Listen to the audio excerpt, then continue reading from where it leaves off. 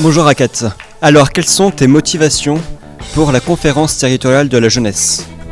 Alors moi j'ai vraiment envie que les personnes plus âgées et les moins jeunes, enfin les plus jeunes, aient le même poids et qu'on ait tous la même parole et que notre parole soit toutes entendue.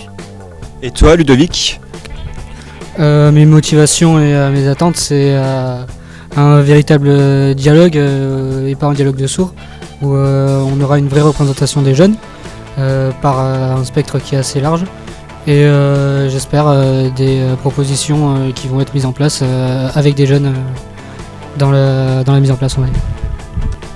J'espère qu'on va pouvoir travailler entre guillemets main dans la main avec les différents acteurs de la région et pour élaborer des projets qui vont permettre une évolution au niveau des... voilà. Et toi Alexandre ? Mes motivations concernant la conférence, c'est avant tout de pouvoir discuter et d'amener un dialogue et un débat avec les institutions et les associations.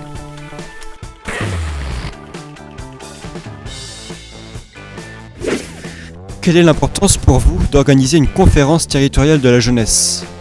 Eh bien, une conférence territoriale de la jeunesse, ça permet effectivement d'entendre la parole de certains jeunes, ça permet de s'interroger sur les politiques publiques.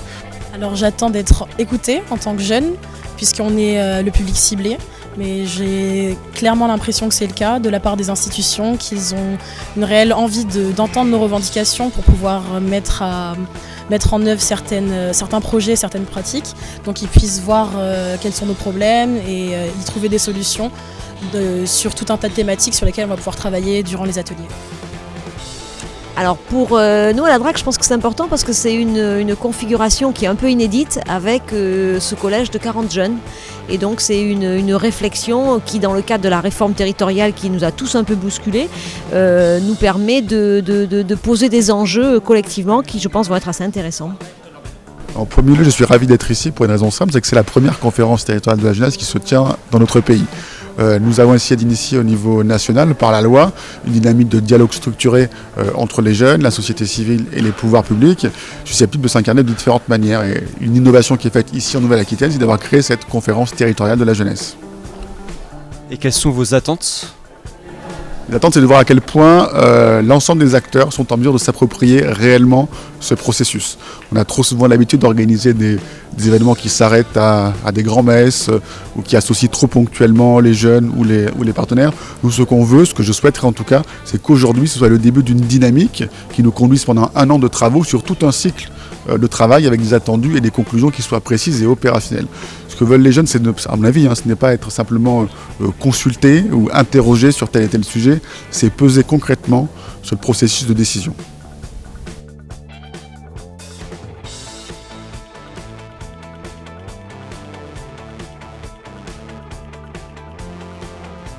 Nous les jeunes, on peut faire entendre notre parole, nos idées aussi à travers cette conférence.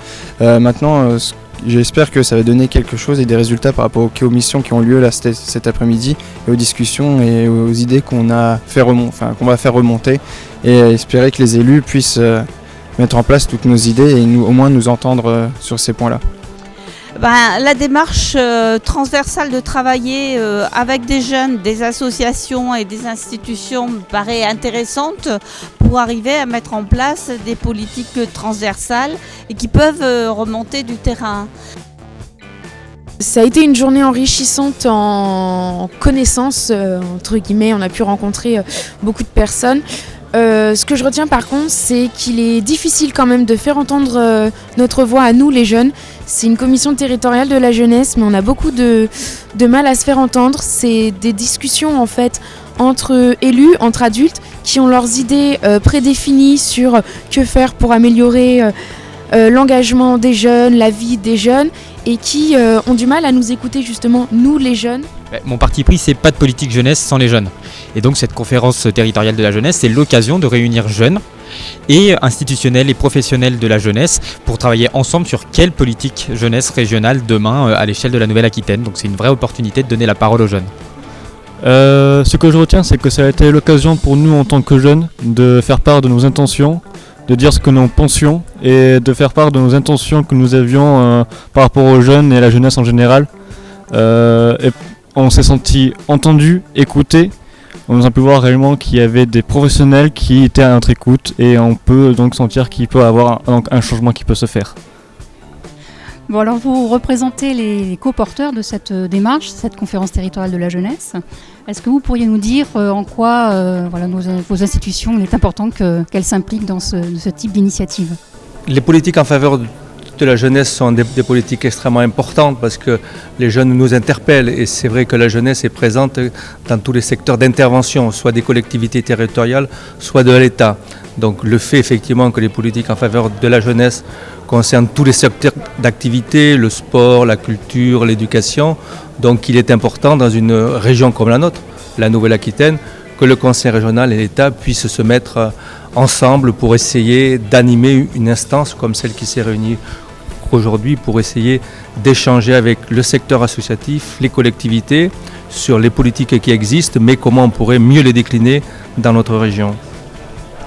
Et pour compléter le propos, nous, nos compétences sont le développement économique, le transport, donc la mobilité, la formation, l'orientation. Donc ça complète les propos de l'État, c'est une complémentarité. Il faut qu'ensemble on co-construise effectivement des programmes, qu'on entende ce que nous dit la jeunesse en termes de règlement d'intervention et d'être le plus lisible possible et ce n'est pas simple.